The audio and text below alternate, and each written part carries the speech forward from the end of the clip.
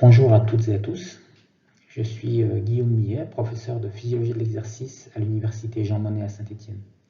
Je vais avoir le plaisir de vous présenter cette conférence intitulée « Les effets sur la santé de la mobilité active au quotidien ».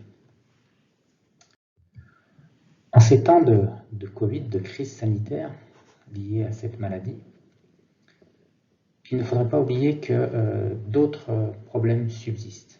Et on verra que nous allons aborder quelque chose qui n'est pas sans être en lien avec le Covid. Parmi ces problèmes est la diminution des capacités physiques des populations, et en particulier des jeunes. En effet, on a pu noter que depuis les années 80, les jeunes Européens, mais ce serait la même chose si on s'intéressait aux données en Amérique du Nord ou même en Asie, les jeunes Européens donc ont gagné 4 kg de poids de corps, et je peux vous assurer qu'il ne s'agit pas de masse musculaire, mais bien de masse grasse, et ils ont perdu, en lien avec ça, 1 km/h de vitesse de course, ce qui est beaucoup. Il existe des données plus alarmistes qui montrent qu'en 40 ans, les collégiens ont perdu environ 25% de leur capacité physique.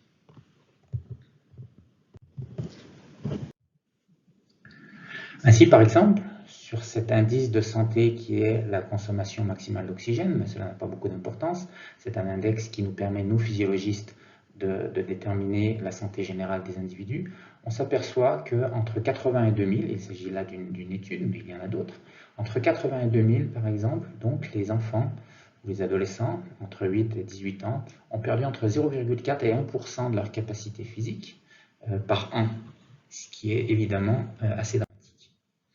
D'autres études, par exemple, ont montré que si on compare les mères avec leurs filles ou les pères avec leurs fils, évidemment au même âge, mais avec une génération d'écart, eh bien, les pères ou les mères sont systématiquement plus forts, plus performants que leurs enfants de la génération suivante, pour des tests de force ou des tests de maintien d'endurance, par exemple, globalement pour l'ensemble des capacités physiques. Inversement, l'obésité, le surpoids, prend le chemin inverse, c'est-à-dire augmente bien sûr. Aujourd'hui, on considère que près d'un Français sur deux est en surpoids. Comme vous pouvez le voir sur cette diapositive, en surpoids ou en obésité modérée, sévère ou morbide.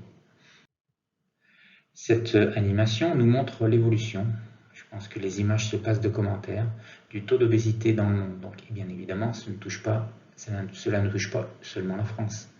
Nous sommes bien en retard par rapport à des pays comme les États-Unis, mais malheureusement, nous en prenons le chemin.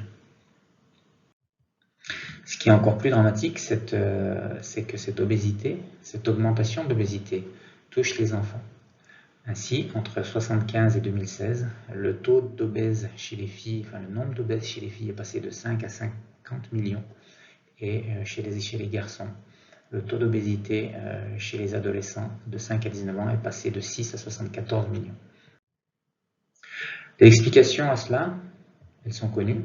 La malbouffe, bien sûr. Et pourtant, on mange moins qu'avant. On mange moins, mais on mange évidemment plus mal qu'avant. Ce qui est un petit peu moins connu, c'est le déficit du sommeil, mais nous n'aurons pas le temps de revenir là-dedans. On peut aussi s'interroger sur les bouleversements de la société en lien avec le sommeil, qui ont des conséquences également sur le surpoids des populations occidentales. Et puis, ce qui nous intéresse davantage aujourd'hui, le manque d'activité physique. Et pourtant, nous faisons plus de sport qu'avant. Et pas seulement les poulettes. Nous faisons plus de sport.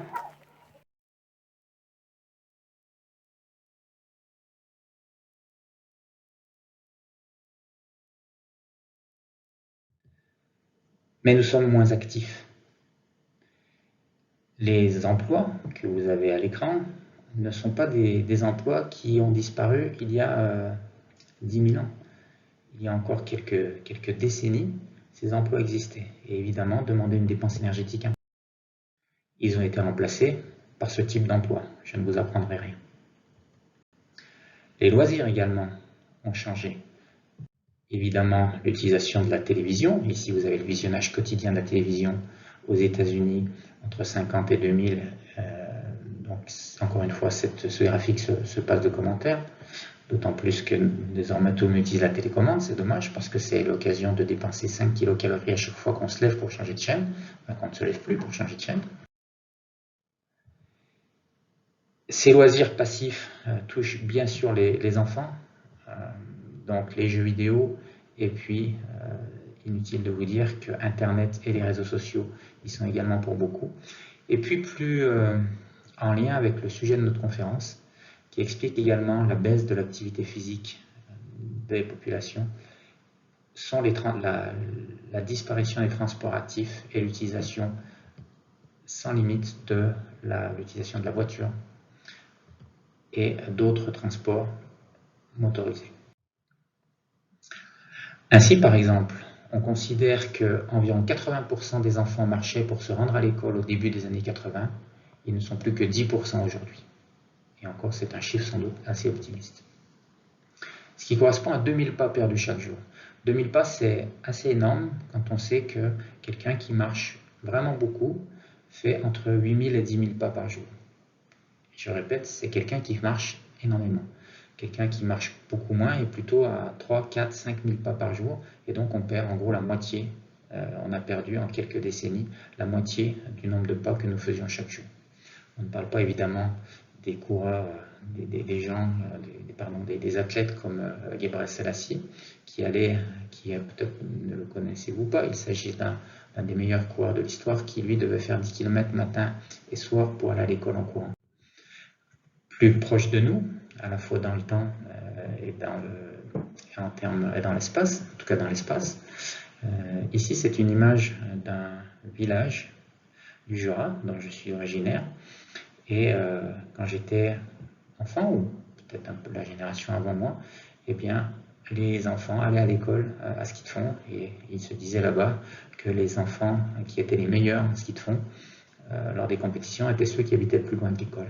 Bien sûr, il s'agit d'anecdotes et il ne s'agit pas ici de renvoyer les enfants absolument à l'école en ski de fond, mais vous verrez que ça laisse quand même assez songeur. Et encore une fois, cette photo ne date pas d'il y a 3000 ans. Cette diminution des transports actifs chez les enfants est quelque chose de tellement alarmant, tellement dramatique, que des provinces comme la province de l'Ontario au Canada ont décidé de relancer un programme pour rendre les transports actifs des enfants lorsqu'ils se rendent à l'école. On considère que pour qu'un Américain moyen arrive à approcher la dépense énergétique totale de nos ancêtres, là cette fois on parle réellement de nos ancêtres chasseurs-cueilleurs, eh bien il faudrait réaliser 17 km de course chaque jour en plus, ou 24 km de marche. Donc il ne s'agit pas évidemment de faire cela, il ne s'agit pas de retrouver la dépense énergétique de nos ancêtres. Par contre, ce qui est dramatique, et j'ai commencé à vous en parler, c'est que les changements, ils n'ont pas été progressifs au cours des milliers ou des centaines de milliers d'années qui nous séparent de nos ancêtres. Ils ont été absolument dramatiques dans les dernières décennies. Ainsi, si on considère vraiment la diminution de la dépense énergétique nette depuis les années 50 jusqu'à aujourd'hui, par rapport à l'histoire de l'humanité, eh bien ces quelques décennies représenteraient 1 cm sur une piste d'athlétisme de 400 mètres. Vous voyez qu'à l'échelle de l'homme, avec un grand H, c'est absolument rien. Et c'est pour cette raison que un physiologiste qui s'appelle Astran disait que notre héritage génétique nous condamne à l'activité. C'est pour cette raison également que d'après l'Organisation mondiale de la santé, environ 3 millions de décès sont chaque jour liés à une activité physique insuffisante. Et le lien avec le Covid dont je vous parlais au début de cette conférence, il est assez évident, à tel point que j'ai écrit cette contribution dans le quotidien du médecin, intitulée « Le Covid aurait-il autant tué il y a 50 ans ?» Et de mon point de vue, la réponse est non. Malgré les progrès de la médecine, malgré les machines modernes et les traitements nouveaux qui existent dans les centres, dans les services de réanimation, eh bien, je suis assez persuadé qu'il y a 50 ans, le Covid aurait moins tué qu'aujourd'hui parce que les populations étaient plus en forme. Bien sûr, il y avait moins de personnes âgées, et ça c'est évidemment une très bonne chose, que l'on vive plus longtemps et en meilleure forme. Par contre, la santé moyenne de la population n'est pas aussi bonne qu'il y a 50 ans, en lien avec cette activité physique qui a diminué de façon assez dramatique. Pourquoi? Parce que les bienfaits de l'activité physique, ils sont maintenant assez bien connus. On sait que, par exemple, le risque cardiaque diminue de 40%, le risque de faire un AVC diminue de 1/3, le risque de faire une hypertension artérielle diminue de moitié, la prévalence du diabète, la mortalité, la récurrence du cancer du sein et du cancer de côlon diminue de plus de moitié, le risque de développer une maladie d'Alzheimer diminue, la dépression, la perte de fonction des personnes âgées, le risque de devenir dépendant est aussi plus important lorsqu'on ne fait pas d'activité physique. L'activité physique entretient la fonction cognitive, la densité osseuse, etc., etc. Et donc, nous avons de façon assez nette des évidences multiples désormais, des centaines et des milliers d'études qui montrent que l'activité physique améliore significativement la santé et la qualité de vie. À tel point que l'on a pu parler d'une médication, c'est-à-dire que l'activité physique et le sport, mais au-delà du sport, c'est vraiment la dépense énergétique, l'activité physique. On peut tout à fait être actif sans faire une once de sport, simplement en faisant son jardin, en allant se promener, etc. Toujours est-il que l'activité physique est considérée comme un médicament. Aux États-Unis a été lancé le mouvement Exercise is Medicine, qui signifie ce que ça signifie. Je pense que l'activité physique est réellement ce que l'on appelle le médicament du futur. C'est même mieux qu'un médicament, parce que nous avons moins d'effets secondaires qu'un médicament. Et il a été démontré que les coûts pour la société, bien sûr, développer les installations sportives, on va en venir dans un petit instant, développer les pistes cyclables, rendre les trottoirs plus facilement accessibles aux piétons, etc. Tout cela a un coût. Mais ces coûts investis par la société se retrouvent plus que largement, les études sont assez unanimes là-dessus, se retrouvent plus que largement sur les gains que l'on peut faire en termes de santé, de frais de santé et de baisse de productivité liée à l'absentéisme et au fait que les personnes dans les entreprises et dans le secteur public également, bien sûr, sont moins en forme, plus fatiguées, etc. Ainsi, cette étude qui a été publiée dans le Lancet, qui est une des meilleures revues scientifiques, a montré que les problèmes de santé liés au manque d'activité physique ont coûté 67 milliards de dollars dans le monde. On était ici en 2013, ce qui est supérieur au PIB d'un pays comme le Costa Rica. Ces 67 milliards se répartissaient en 54 milliards de dollars liés aux dépenses de santé et 14 milliards liés à la perte de productivité, comme je vous le disais il y a quelques minutes.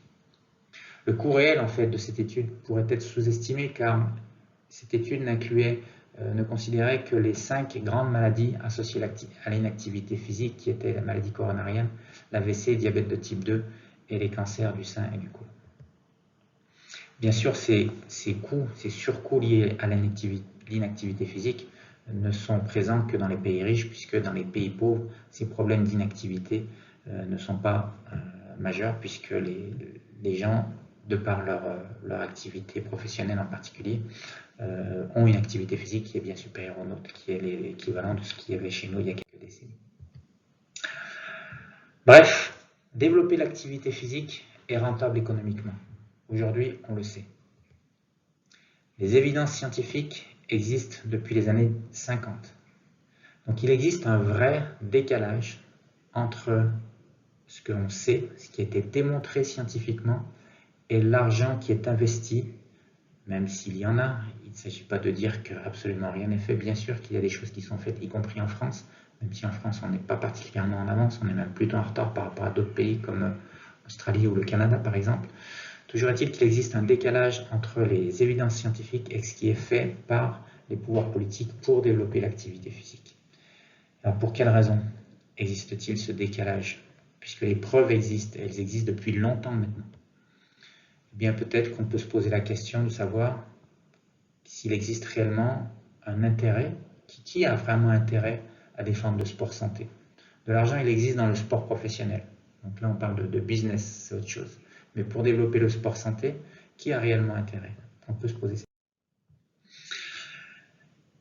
Tout n'est pas de la faute des politiques, bien sûr. Ce n'est pas très simple. Si c'était excessivement simple, bien sûr, tout le monde ferait de l'activité physique. Or, ce n'est pas le cas. Donc, il existe tout un tas de raisons pour lesquelles on a envie de faire de l'activité physique. Quand on en fait, c'est parce qu'on a envie d'être en meilleure santé, en meilleure forme. Le plaisir associé à la pratique, bien sûr, ne doit pas être négligé. On a envie d'avoir une silhouette sympa, de perdre du poids, de se détendre, de gérer son stress. Le côté sociabilité, bien sûr, est également important. Certains d'entre nous sont attirés par la compétition. Et puis, il y a d'autres raisons encore. Mais il existe aussi, malheureusement, un assez grand nombre de raisons pour lesquelles, expliquant que faire de l'activité physique n'est pas chose aisée. En particulier le manque de temps, nous allons y revenir dans un instant, la fatigue, nous allons aussi y revenir, le manque d'envie, la mauvaise estime de soi, de son corps, bien sûr, il ne faut pas négliger ça. Certaines personnes tout simplement ne ressentent pas le besoin, ont peur de se blesser, de ne pas être capable de faire de l'activité physique, et puis ne sont pas dans des bonnes conditions de pratique. Là aussi, nous allons y revenir, puisque c'est en lien direct, bien sûr, avec notre conférence aujourd'hui. Mais revenons un instant sur le manque de temps. Parce que ce manque de temps, qui est une réalité dans nos sociétés actuelles, pour un grand nombre de personnes, tout le monde est overbooké, comme on dit, tout le monde est busy, eh bien, ce manque de temps est sans doute une des raisons pour laquelle un des moyens de faire de l'activité physique est d'utiliser des transports actifs. Donc il existe 5 bonnes raisons pour lesquelles la mobilité active devrait être développée. 5 bonnes raisons, en plus, les raisons que je vais développer dans cette conférence sont essentiellement des raisons en lien avec la santé. Et il ne s'agirait pas de passer sous silence d'autres raisons évidemment essentielles, comme maîtriser son temps de trajet. Effectivement, si vous êtes en vélo ou à pied, vous pouvez dire adieu au bouchon. De faire des économies, mais aussi peut-être faire le calcul de ce que vous pouvez économiser en frais de gasoil, etc., en utilisant les transports actifs, est quelque chose qui n'est pas négligeable. Peut-être amusez-vous à le faire. Bien sûr, les aspects écologiques sont importants, etc. Mais de façon plus égoïste. Pourquoi est-ce que ce serait bon pour vous de faire de l'activité physique? La première, eh bien, c'est que vous allez améliorer votre santé. On le sait, l'Organisation mondiale de la santé ou les plus grandes organisations américaines de médecine du sport préconisent au moins 150 minutes d'activité physique par semaine. Ce chiffre, c'est un genre de chiffre idéal. Et ce qui est important au-delà de ces 150 minutes d'activité physique dont vous avez sans doute entendu parler, ou alors un petit peu moins à condition de faire des activités plus intenses, mais peu importe, restons sur ces 150 minutes. Ce qui est important au-delà de ça, c'est de se dire que un peu d'activité physique, c'est déjà bien. Un peu d'activité physique a déjà des effets. Et ça, ce n'est pas moi qui le dis, c'est encore une fois la science qui l'a montré. Dans de multiples études, dont une par exemple ici, conduite par David Dupin, qui est un chercheur du CHU de Saint-Étienne, qui a montré qu'entre pas d'activité physique et un faible niveau d'activité physique, ici qui était l'équivalent de 15 niveaux par jour, eh bien, les risques de faire des cancers, des maladies cardiovasculaires diminuaient de façon forte. Ensuite, si l'on continue à augmenter son niveau d'activité physique, bien sûr, on a des gains supérieurs, des baisses de mortalité encore supérieures. Mais vous voyez que les principaux gains sont entre rien du tout et un petit peu d'activité physique. Donc c'est la raison pour laquelle on peut affirmer qu'un peu d'activité physique par jour, chaque jour, même si c'est que quelques minutes, que 10-15 minutes par jour, c'est déjà intéressant. C'est sans doute insuffisant, mais c'est déjà bien. Et si en plus de ça, on fait attention, c'est que ce graphique est un peu complexe, mais en résumé, il nous dit qu'il faut d'une part être actif, et d'autre part limiter son temps de sédentarité. Le temps de sédentarité, c'est le temps où on est assis, soit devant son ordinateur au travail, soit au travail ou en termes de loisirs, si on est sur Internet, les réseaux sociaux, etc., soit devant la télévision. L'idéal, c'est de faire les deux, c'est-à-dire de limiter son temps de sédentarité, ou en tout cas de le fractionner, de ne pas rester trop longtemps assis, et de développer en plus le temps où on est actif. Encore une fois, il ne s'agit pas de devenir un champion de marathon, il s'agit d'augmenter progressivement son niveau d'activité physique. Et les transports actifs sont un bon moyen pour ça. Ils sont un bon moyen, comme vous le voyez sur ce graphique, lorsque l'on fait tout à droite ici, lorsque l'on fait du vélo ou que l'on marche régulièrement pour aller au travail, eh bien, on a une baisse du taux de masse grasse. Une baisse également de ce qu'on appelle l'indice de masse corporelle, qui est le poids divisé par la taille au carré. Bref, on devient, notre silhouette et notre organisme devient plus mince, on perd de la masse grasse. Et c'est évidemment une très bonne chose, pas seulement en termes de silhouette, c'est important, il ne s'agit pas de le nier pour l'estime de soi, mais c'est encore plus important, bien sûr, en termes de santé. Il existe des liens solides et indépendants entre les transports actifs et un poids et une composition corporelle plus saine. Il a été également montré que la pratique du vélo entre le domicile et le travail permettait une diminution du nombre d'arrêts maladie. Ça, encore une fois, ce n'est pas moi qui le dis, ce sont des études scientifiques.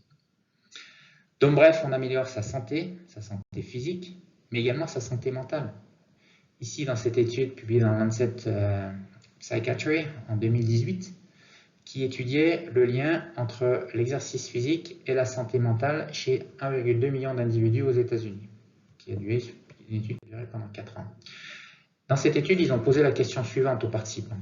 Combien de fois vous êtes-vous senti mal mentalement dans les 30 derniers jours en raison, par exemple, de stress, de dépression ou de problèmes émotionnels? En parallèle, ils ont enregistré le niveau de salaire et d'activité physique. Eh bien, les résultats étaient les suivants. Ceux qui faisaient de l'exercice régulièrement se sentaient mal environ 35 jours par an, alors que les sédentaires se sentaient mal 35 jours plus 18 jours. 18 jours de plus que ceux qui faisaient de l'exercice en moyenne. Et puisqu'ils ont demandé les niveaux de salaire, évidemment l'argent ne fait pas le bonheur, mais il y contribue quand même un petit peu, n'est-ce pas? Eh bien, ils sont amusés à montrer dans cette étude que les gens qui étaient actifs se sentaient aussi bien que ceux qui ne faisaient pas d'activité physique, mais qui gagnaient 25 000 $ de plus chaque année, c'est-à-dire presque 2 000 € par mois. Donc, en résumé, vous avez le choix. Soit vous faites de l'activité physique, soit vous demandez à votre patron de vous augmenter de 2 000 € chaque mois, ce qui est sans doute pas très simple. On est d'accord. Bref, améliorer sa santé physique, sa santé mentale. Deuxième raison, on dort mieux. On sait maintenant que faire de l'exercice, et notamment si c'est de l'exercice à l'extérieur et en fin d'après-midi, de l'exercice d'endurance, typiquement être sur son vélo ou marcher, eh bien, si l'on fait ça, on a un meilleur sommeil. Contrairement à ce que l'on pourrait penser, c'est peut-être un petit peu contre-intuitif, mais là aussi les évidences sont assez nombreuses. Lorsque l'on fait de l'activité physique, on est moins fatigué. Je remets la diapositive de tout à l'heure pour montrer qu'effectivement, dans les freins, ce que l'on appelle les freins à l'activité physique, les raisons pour lesquelles on ne fait pas d'activité physique, est la fatigue. Et évidemment, quand on est fatigué, on a peu envie de se bouger, de se dépenser. Or, les études sont unanimes pour montrer que la fatigue est plus faible chez ceux qui pratiquent une activité physique régulièrement, y compris d'ailleurs lors d'un traitement pour un cancer, une chimiothérapie. Alors que c'est sans doute une des situations où le niveau de fatigue est le plus élevé. Inciter les gens, les aider à faire de l'activité physique pendant les cures de chimiothérapie, bien sûr des activités physiques légères, adaptées, a été démontré comme diminuant de façon significative le niveau de fatigue. Et c'est la raison pour laquelle ce lien entre la fatigue et la santé et l'activité physique, c'est la raison pour laquelle nous avons monté ici à Saint-Étienne, à l'université Jean Monnet, cette chaire universitaire appelée ACTIF, Activité physique, fatigue, santé. Et je vous donnerai à la fin de cette conférence notre site internet, notre compte Twitter, pour nous suivre si cela vous intéresse. Alors pourquoi est-ce que l'on est moins fatigué lorsque l'on fait de l'activité physique? Lorsque l'on est fatigué, ici, dans ce cercle vicieux de la fatigue chronique, on est en orange, on est fatigué, on se sent fatigué. La première chose que l'on a envie de faire, c'est d'adopter ce qu'on appelle un comportement sédentaire. Qu'est-ce que c'est qu'un comportement sédentaire? Eh bien, c'est ça. On n'a plus envie du tout de se bouger. Qu'est-ce qui se passe lorsque l'on est de plus en plus sédentaire? On va se déconditionner.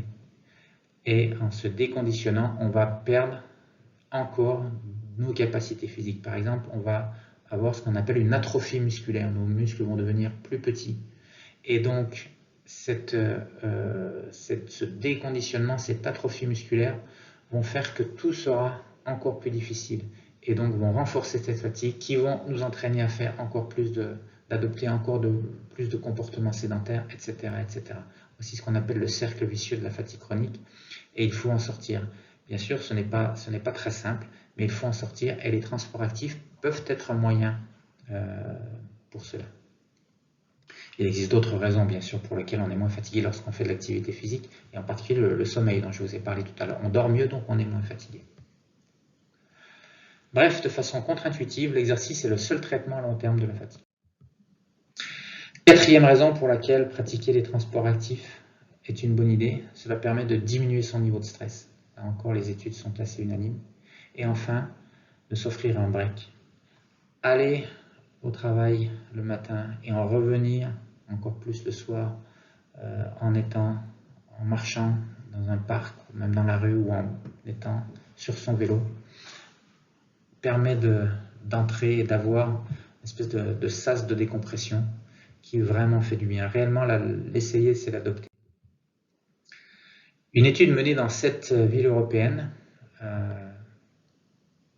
sur plus de 3500 personnes qui ont répondu à un questionnaire portant sur les moyens de transport utilisés, ainsi que leur fréquence, et en parallèle la perception de leur santé globale, les relations sociales, la santé mentale également, dont on a déjà parlé, le niveau de vitalité, et puis ce dont on vient de parler, les niveaux d'énergie et de fatigue. Cette étude a conclu que en numéro 1, ce qui vraiment était le moyen de transport qui avait le plus grand nombre de bienfaits pour la santé, c'était le vélo. Le vélo, utiliser son vélo, entraînait une meilleure perception, un meilleur niveau de santé générale, une plus grande vitalité, moins de stress, et également un moindre sentiment de solitude. Derrière, en deuxième position, était la marche. Donc toutes ces raisons-là ne peuvent que vous inciter à adopter un mode de transport actif. Et si, particulièrement en France, on va y revenir dans quelques minutes, si le taux d'utilisateurs de ces transports actifs est si faible, c'est qu'il existe bien évidemment un certain nombre de raisons. Donc maintenant, de façon objective, peut-être faussement objective, je vais vous donner 8 bonnes raisons de ne pas pratiquer la mobilité active. Allez, on va enlever le bon. 8 raisons pour lesquelles éventuellement vous pourriez ne pas pratiquer la mobilité active, même si bien sûr après cette conférence tout cela sera de l'histoire ancienne. Première raison, j'habite trop loin. Effectivement, c'est une raison valable. Et que peut-on répondre à cela? On peut répondre qu'il est tout à fait possible de ne pas aller tous les jours en vélo à son travail. Il est possible de ne faire le trajet à vélo qu'une fois, 2 fois, 3 fois par semaine. Il est possible également de combiner les moyens de transport actifs et passifs. Par exemple, marcher, pédaler pendant une quinzaine de minutes. Ensuite, vous prenez le bus, vous prenez le métro ou le train. Ou encore, vous pouvez terminer votre trajet en vélo libre-service. Ce qui est apparu il y a quelques années maintenant, mais qui est en pleine explosion, et en particulier depuis la crise sanitaire liée au Covid, ce sont les vélos à assistance électrique. Il est toujours inopportun de se citer en exemple, mais je vais quand même me permettre de le faire. Exemple avec des guillemets, bien sûr. J'habite à Saint-Genès-Malifaux et je travaille à l'hôpital Nord. Évidemment, c'est un peu compliqué de faire le trajet, même quelques fois par semaine, en vélo. Eh bien, l'achat d'un vélo électrique m'a permis de faire ça. Et il ne s'agit pas pour moi d'aller avec mon vélo électrique tous les jours de Saint-Genès-Malifaux à l'hôpital Nord et retour, mais de le faire une fois, 2 fois, et des bonnes semaines, 3 fois par semaine. Deuxième bonne raison, je ne suis pas assez en forme. Et bien justement, c'est une raison pour se mettre à l'activité physique. Encore une fois, de façon progressive. Il ne s'agit pas de passer de rien à 1 heure d'activité physique par jour, mais gardez à l'esprit que se déplacer à vélo ou même à pied améliorera votre condition physique et vous donnera de l'énergie. Et je répète qu'il n'y a aucune obligation à le faire tous les jours. Commencez par 1 fois, 2 fois par semaine, avec des jours de repos, en augmentant progressivement la durée, en combinant, comme on vient de le voir, des transports actifs et passifs, et progressivement vous augmentez votre trajet en mobilité active. Une raison, bien sûr, qui est liée à l'hygiène et au fait que l'on n'est pas souvent tout seul dans son bureau et que l'on déteste sentir la transpiration, c'est une bonne raison. Il existe que peut-on répondre à cela? Eh bien, il ne s'agit pas de faire la course.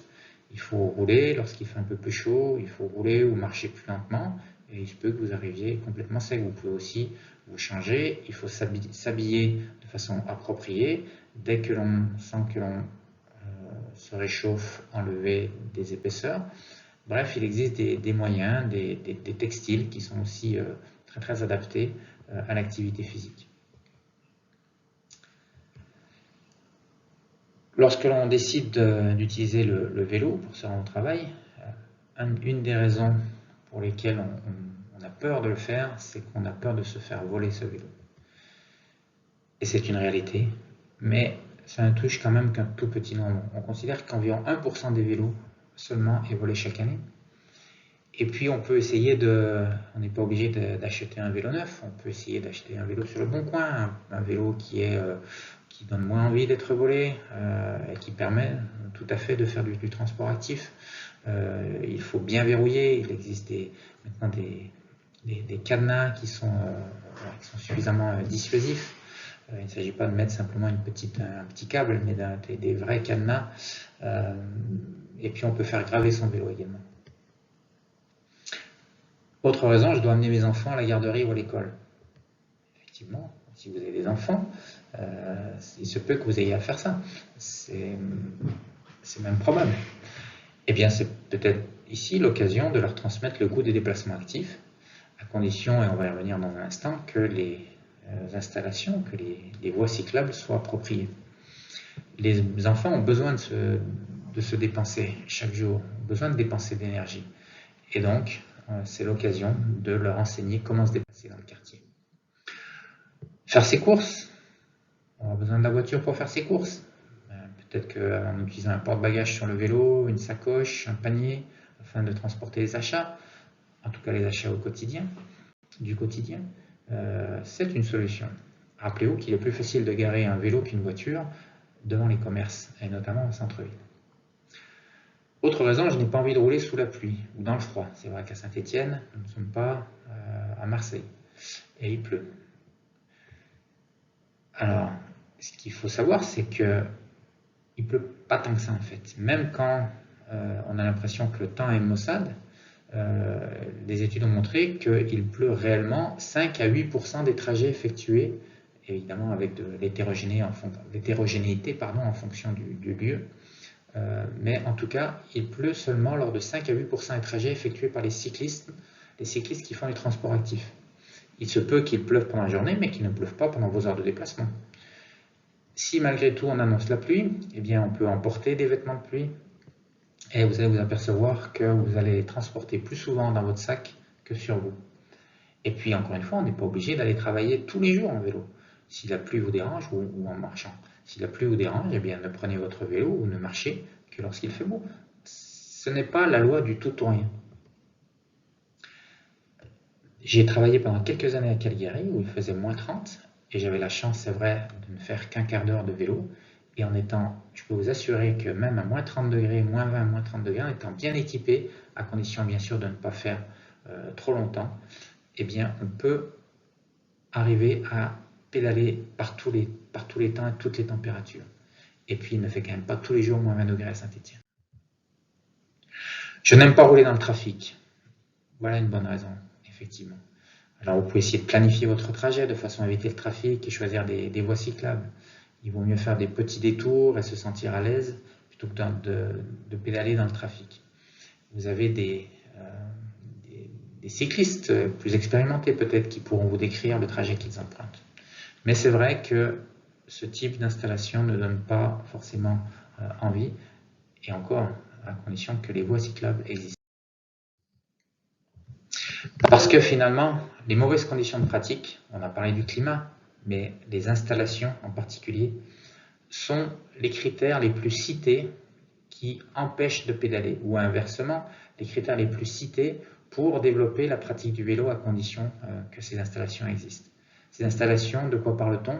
D'un réseau cyclable complet et sans coupure, des itinéraires vélo rapides et directs, des pistes cyclables et des bandes cyclables qui sont entretenues au quotidien, des stationnements pour les vélos adoptés et sécurisés, et éventuellement, mais moins demandé, un trafic limité en centre-ville.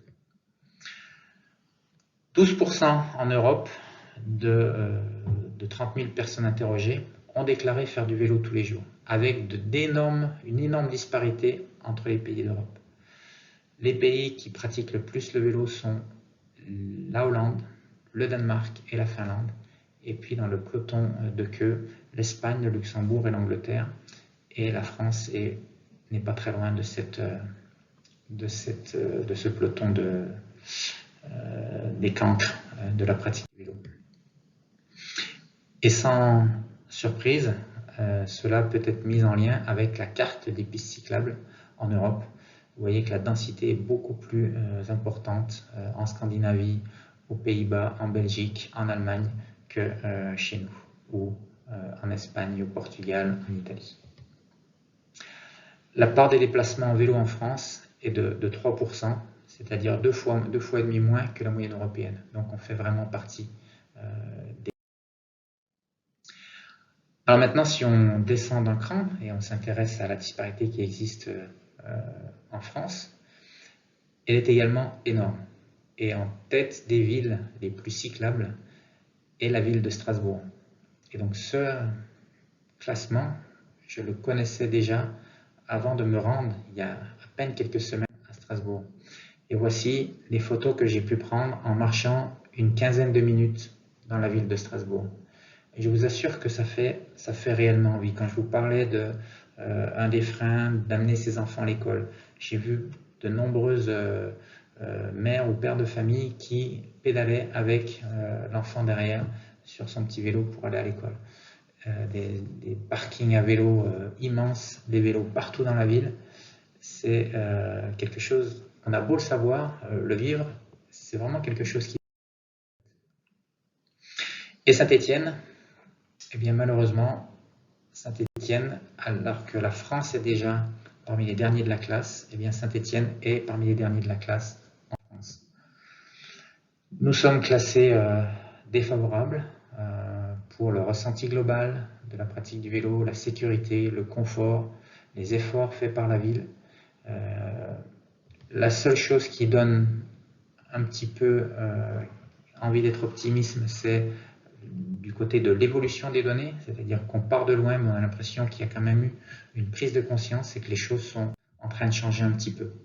Il y a quelques points forts qui ont été mis en avant par les associations de pratique du vélo dans la ville. On peut trouver assez facilement un magasin atelier pour réparer le vélo. Là, on a une longue tradition de vélo à Saint-Étienne. Louer un vélo pendant quelques heures est facile. Et puis des rues en sens unique sont ouvertes à double sens pour les vélos.